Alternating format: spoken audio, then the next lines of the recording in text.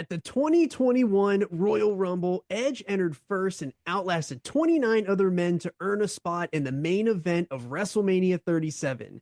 The next month, Daniel Bryan overcame 5 other men to win the Elimination Chamber, but in doing so, his title shot would come immediately after, and he was squashed by Roman Reigns. Bryan earned one more shot against Roman at Fastlane, this time with Edge as a special guest enforcer. Nearly 30 minutes into a classic match, Bryan called his shot and made Roman Reigns tap out to the yes lock. The only problem was there was no referee to call the bell. Edge would then turn, destroy Bryan with chair shots, and allow Roman Reigns to retain. What will the fallout of Edge's turn be? It is time to rewind the Bloodline.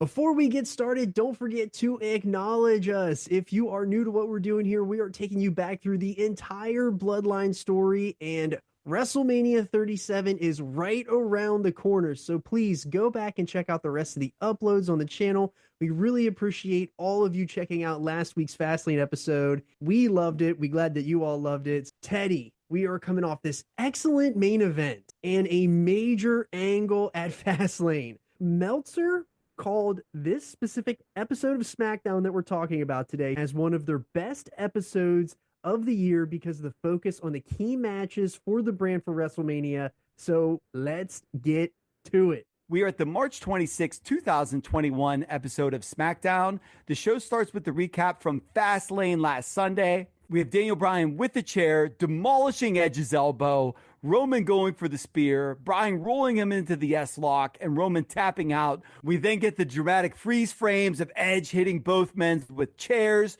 throwing his tantrum, and Roman getting the pin, and then Edge walking off. And the package closes with Cole saying, Roman Reigns will defend the Universal Championship against Edge. And Corey saying, but Roman Reigns tapped. So there is a huge emphasis here on Roman tapping out. Michael Cole kicks off the show with, we are just 2 weeks away from WrestleMania. And the main show starts with Daniel Bryan's music hitting and Cole saying, the man many say was shafted in the main event of Fastlane. Bryan comes out holding a chair, and somewhere in this universe, Shawn Spears is shaking with anger. Michael Cole reminds us that he did what he said he was going to do, what he guaranteed he was going to do, and that's tap out Roman Reigns for the first time in Roman's career. And I really love the emphasis on this. Like, Bryan is looking into the screens and there's actually thousands of people, and he grabs the microphone and he says, So, and I literally said out loud, what do we want to talk about? Oh, it's crazy how that's just embedded in your brain now. Instead, he says, everyone saw the truth. Everyone saw the reality. Everyone saw something that Roman said would never happen, and that has never happened before. Everybody saw Roman tap out. And Bryan reiterates that Roman has never tapped out, and he says that Roman said he'd rather die than tap out. But the good news, Roman Reigns is alive! and he tapped out to Daniel Bryan. And I love Bryan's wording because he said Roman a few weeks ago on the channel, he said that he has delusions and he just showed them the reality. So I really like the wording that he's choosing here. Yeah, absolutely, dude. Bryan's an ace. So he continues. In a perfect world, that would mean that he's the Universal Champion. He would be standing in the ring knowing that he was on his way to main event WrestleMania. But that isn't happening because as he was tapping out Roman, Edge hit him across the back with a steel chair. Just like this. And Bryan brings up Edge's whining over the last few weeks about Daniel Bryan not doing it the right way. But Bryan's had enough. I'm tired of standing on the sidelines. Of someone having a dream match that they didn't earn. And my only problem with this was Edge did win the Royal Rumble. So, like, if we're keeping tabs on that, he kind of earned it. But He whatever. Earned it by being number one and lasting the entire way through. I don't know what more he has to do to earn it. Yeah, but I digress. Bryan then screams passionately that he Earned the Universal Championship match. winning the championship match and main eventing WrestleMania, but he didn't get it. And he's willing to To earn it all again. He's not asking for anyone to give him anything, and he's willing to earn it again by demanding a rematch for the Universal Championship, and he's having that match tonight. Bryan calling for a rematch is awesome, but what's better is that he's actually staying true to the character that he's already been by earning it. I just love that. Yeah, and it's the redeeming factor here that makes him a real babyface is that he's hammering into our heads that I'm not taking it, because Edge's whole angle was you went escalator to the top, and Bryan's like, no, son, that didn't happen. I lasted through the chamber. I had this unfortunate match right afterwards, and I just made this guy tap. So you're absolutely right. So Bryan then says he's not leaving the ring Until I get what I want. He then unfolds the chair and sits down. And dude, I literally wrote, I will watch Daniel Bryan sit for 90 minutes. Dude, we go to commercial with him sitting in the chair, and we come back and he's still sitting in the chair. Dude, I died. The one thing that I didn't like, though, is that we got this weird, awkward pause of like Bryan just sitting. And as much as you want to sit there and watch it for 90 minutes, it felt like something was supposed to happen, but it wasn't happening fast enough. What is that? Seconds felt like minutes and minutes felt like hours at this point in time. Yeah, so it was immediately a terrible decision to say that I wanted to watch it for that long. Yes. And finally, Adam Pearce comes out with the mic, and it took so long. He must have like literally came from Wayne Manor. That's how long it took. And he says, Daniel, look. I cannot give you a Universal Championship rematch tonight. So Bryan asked if Pearce saw him tap, and he could have the truck show him the replay if he didn't. And Pearce says, as you know, the referee's decision is final. And Roman is the champion, and his next defense will be at WrestleMania against Edge. And Bryan proposes Edge and Roman wrestle, and then Bryan immediately gets the winner. And Pearce says DB, of all people, would know how difficult it would be to wrestle 2 straight title matches. And Bryan cackles and reminds Pearce of what literally happened at Elimination Chamber a few weeks ago, where he was wrestling for 40 minutes, and then he immediately had to wrestle for the championship after, and he calls out the double standard. WrestleMania is 2 nights. Night 1, Roman versus Edge for the Universal Championship. Night 2, the winner faces Daniel Bryan. And Bryan at this point in time is obviously watching the Tokyo Dome, little Naito ski sprinkled in here, because that was literally what New Japan just did with Naito unifying the championships. They went night 1, then night 2. So once he says that, you think you know me? Hits an Edge, slaps the microphone out of Pearce's hand, and he just crybaby stomps his way to the ring.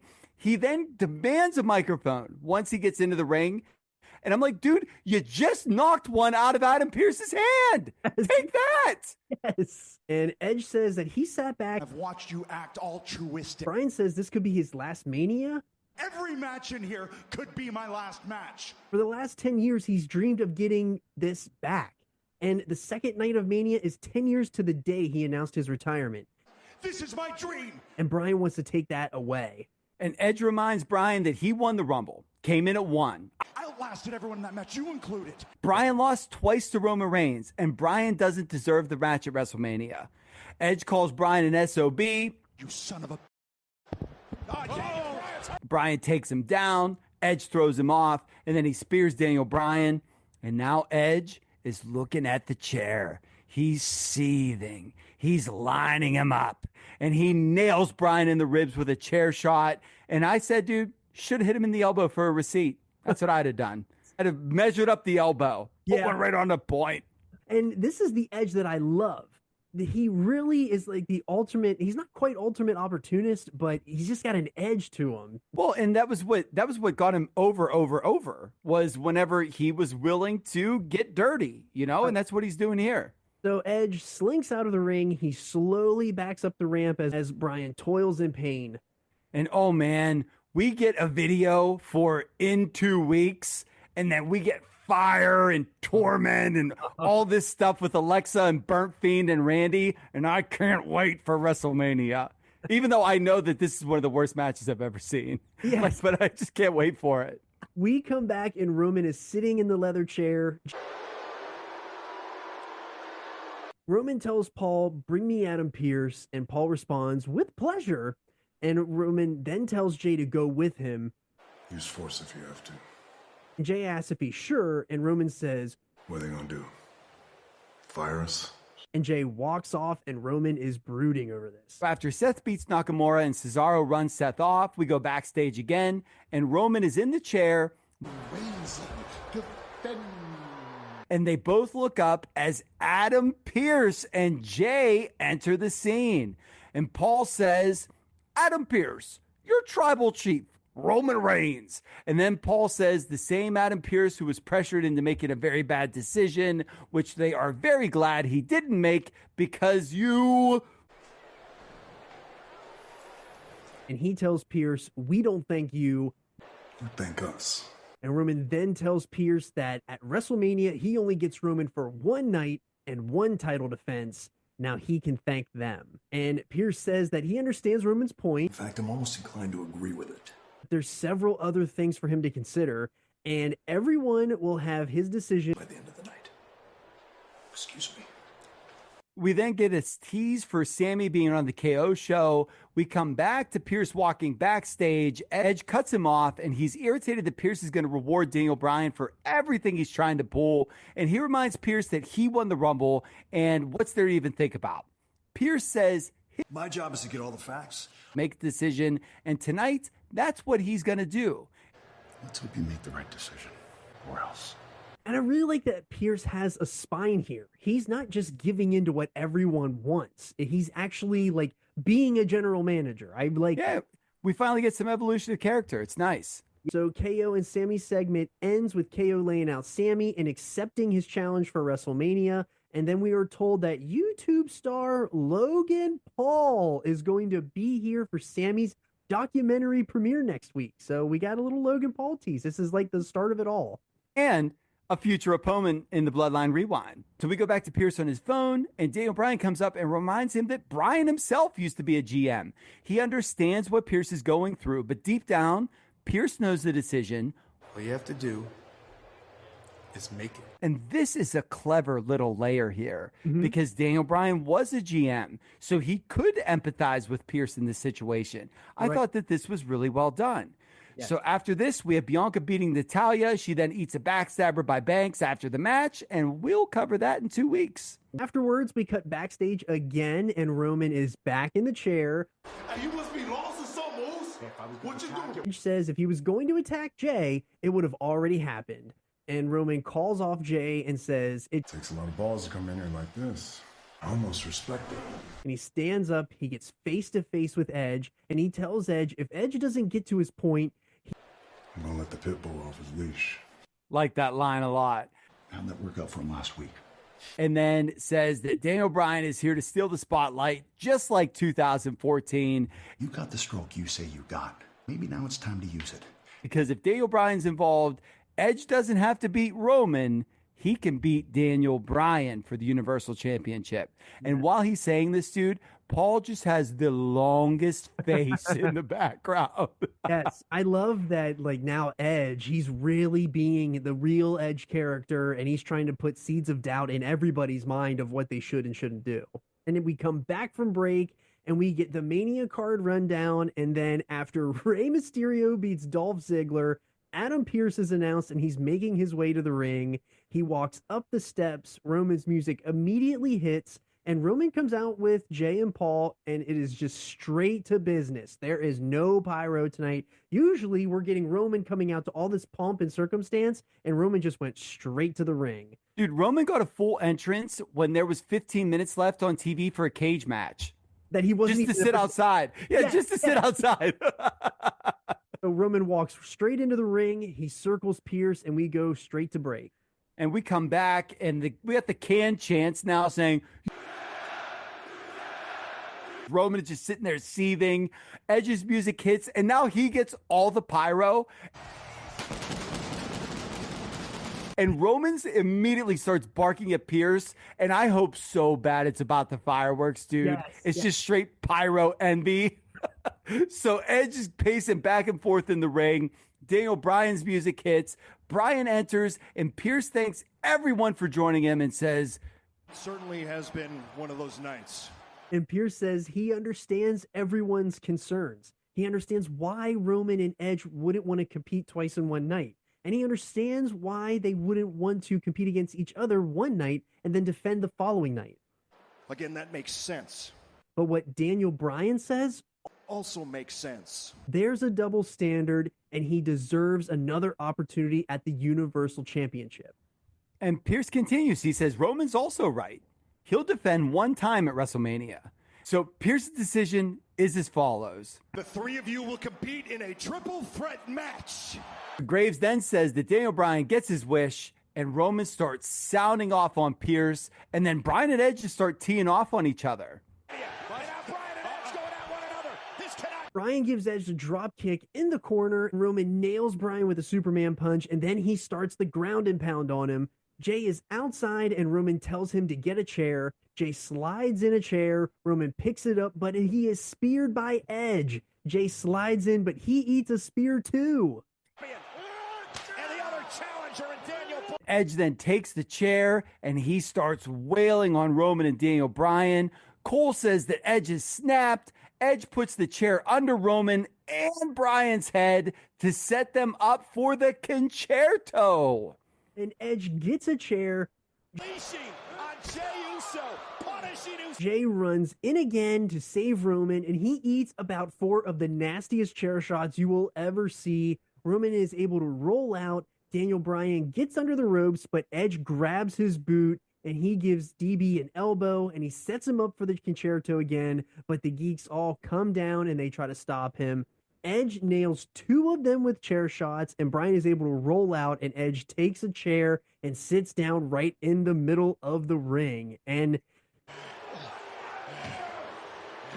there was like real like horror film vibes as like Bryan is hanging out over the edge of the ring, and then the camera, like it's just as Edge's head pops right up over him, and he just starts dragging him back into the ring. I loved that shot.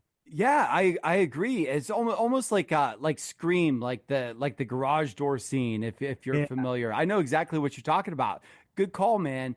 So then go off the air with a close up of Edge's Bryan and Roman Reigns. brooding face. If you pick up what I'm putting down here, I do. And I thought that this was a great angle, man. I thought that this was an awesome end to the show. Teddy, how about you take us to Dirt Sheet Beach and give us a little peek of what's going on behind the scenes at this time? Absolutely, man. So we're starting with the March 15th, 2021 Wrestling Observer newsletter. The WWE announced that WrestleMania tickets will be priced from, get ready for this, dude, $35. So we're starting at $35 up to $2,500 per night, and they will go on sale on 3/16. I thought that was a cute little layer there. Mm-hmm. They said that only a limited number of tickets will go on sale. A few months ago, the hope was to put 30,000 into the stadium, but based on a meeting in the past week, the new goal was 45,000 each night. And we'll revisit this in a few weeks when we actually talk WrestleMania to get to the paid attendance, everything else. But at this time, key matches include just Roman versus Edge for the championship in a singles. And again, that is the March 15th edition of The Observer. Also, the WWE announced that their content will be fully moved to Peacock on March 18th.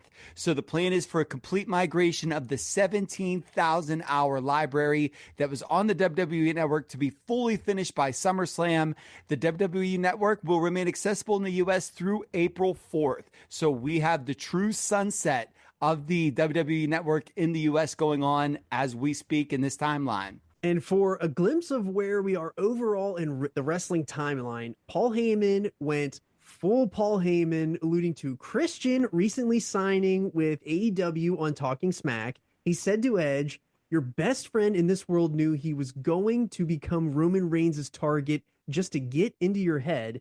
And what did he do? He ran away before Roman Reigns could target him. How many of you Christians need to convert before you realize it's not smart to piss off Roman Reigns? And that's so Paul, dude. He just did that on McAfee with Shannon Sharp. Yeah, seriously. Let me take something contemporary that's going on, and let me get something out of it, dude. A true worker, Paul Heyman is. Workers work. Absolutely, dude. So we move on to the March 29th Observer newsletter. WrestleMania is 2 weeks away, and this is the first 2-day show in front of fans. Because of this, Dave says the idea is for 2 3.5 to 4 hour shows. The main event will be Roman Reigns versus Edge versus Daniel Bryan, with an official announcement made after a coming angle on the 326 SmackDown show. We'll get there, folks. And there have been a number of changes in recent weeks, the biggest being the Universal title match where Edge turned heel and screwed Daniel Bryan in the Fastlane main event, which we just covered last week. And Dave says that it is a late change stemming from a decision made by Vince. Are we allowed to mention him on this channel? Vince wanted a number of things changed, including Reigns versus Edge. And there were numerous suggestions made by a lot of people, most said to be bad. And the one that got the go-ahead was adding Daniel Bryan to the match, which everyone agreed to. And Bryan is coming in as a babyface, which we've talked about this for the past couple of weeks here on the channel. Go back and check those out. And there was thought that Reigns might actually be cheered over Edge, which would give reason for the heel turn. But Dave said that that's not the main reason for the change. It is interesting, though, because we haven't seen Roman in front of fans yet. We'll get to that in a minute. But Dave compares this to 2014, where Batista returned as a babyface to face Randy Orton, but was getting booed. Bryan was the hot hand at the time, and then they added him to the story. The really interesting thing here, just like I said, that we have the tribal chief gimmick. So with this, no one knows, is it going to get cheered? Is it going to get booed? They wanted him to be the banner babyface for years and years and years, and it wasn't happening. And now it's over like Rover, and the dude's supposed to be the biggest bad guy in the company. So having Bryan as a babyface, the main idea here is we have one guy that we know won't get booed against Roman Reigns. And especially when you're first show back in front of fans, like, you want natural good crowd reactions. You don't want to have them just booing everything. They need cheering for something. Yeah, and there's nobody better than I was going to say there's nobody better than Daniel Bryan. The answer to that would be Sami Zayn. Not this Sami Zayn, but current Sami Zayn would be that answer. So tickets for WrestleMania went on sale on 3/18, and they announced 25,000 tickets would be available for each night. At press time, there were 1,203 tickets left for the Saturday show and 864 left for Sunday, so it should be an easy sellout. And our last little bit of information from this Observer is that the WWE's run at Tropicana Field in St. Petersburg, Florida will end on April 2nd because the Tampa Bay Rays will need that stadium. So they will be taping 4 events a week ahead of time, and we'll cover those here on the channel. But they will be moving to the Yuengling Center in Tampa. That's on the campus of the University of South Florida for Raw on April 12th, which is the day after WrestleMania. The April 5th Observer didn't have anything earth-shattering in terms of news, but there's a few really good points regarding the main event, specifically what all 3 of these men had to overcome. Roman has battled leukemia twice, and Edge and Bryan both being medically disqualified from performing for years, and Edge because of his neck, and Bryan obviously because of concussions. And you add in Roman being booed out of the building as the main babyface in the past. Edge was this surefire slam dunk, here we go, win the championship you never lost story. But we have a lot of added intrigue because Edge has been a crybaby and Edge has turned heel. And so it's interesting with the timing, especially. Speaking of excellent, awesome, fantastic, John, who are we putting on the Island of Relevancy this week? We're going to put Adam Pearce on the Island of Relevancy this week because he actually is having a spine and he's making a decision that is actually what's best for his brand that he is managing. He's not just catering to a specific roster member. He's making it feel like there is a legitimate authority figure on the brand, and I loved it. You give Pearce a lot of flack on here sometimes just for the voices that he continues to change and everything, but he's been doing really good work here. I really enjoyed this. Yeah, agree. Excellent pick. So that is who I'm putting on the Island of Relevancy this week. Goose, who are you tossing into the ocean of obscurity? Unfortunately, man, I got to throw Jey Uso into the ocean this week. He's gone back to being his stormtrooper, foot soldier, whatever you'd like to call him, where he is literally just an NPC geek that gets wasted on the side. Nothing really contributing here. Every time he tried to do something, he was just whapped and tossed to the side. So don't worry, Jay. You'll have enough of your days. But this week, get in the toss, brother. I like to think Jay, his character, we had talked about that a few episodes ago, where it really started to look like there was a switch that was really turning on Jay. Like he was starting to evolve into a new character. And I think because of what we kind of talked about earlier with that, where they were changing the plans of WrestleMania and everything, those things got that got shaken up a little bit here. You probably aren't wrong there. The unfortunate thing is that this guy is on the best 6-8 month run of his career. Yeah. And he doesn't have a WrestleMania match. I know. Like we have the whole card at this point in time, and we'll cover that before we do the show. But there is no Jey Uso single, and that's a shame. I know, because I had even talked a few weeks back about how like Jay and Kevin Owens, he'd been screwing Kevin, and we don't get that at all. Yeah, and that would have made the most logical sense. You had long-term storyline built into that. You'd have thought that you'd have crowd response, and who knows, man? Maybe this was something where we didn't know how Jay was going to be received. I don't know, but it's a shame, because if anybody deserved to be on this card, I really feel like Jay deserved to be on this card. Absolutely, I agree as well. Like he's done a lot of great work. He had amazing matches with Roman to kick off this entire storyline, and poor guy doesn't get his WrestleMania match here. And he's just the best second banana. He is. He's a heater when he needs to be a heater, and he's a great geek when he needs to be a geek. Unfortunately, geek this week, so over the side of the boat you go. So that was part 23 of the Bloodline Rewind. We will be back for our final stop before WrestleMania 37. We have the 2 SmackDown go-home shows, and then we will be doing WrestleMania Night 1, and then we'll be doing WrestleMania Night 2. So, like we said last week, we're going to cover WrestleMania as a whole, because why not? It's WrestleMania. We will obviously cover Night 2 with more emphasis on the Bloodline, but we just find it more fun to just give you everything here and give you a time capsule of everything that happened at WrestleMania 37. If you are new here to the channel, make sure you go back and check all the other uploads, and be sure to subscribe and share. We really appreciate all of you checking out the episode last week. With that, I'm Johnny Bake Show. I'm Teddy Mongoose. And we just called it in the ring.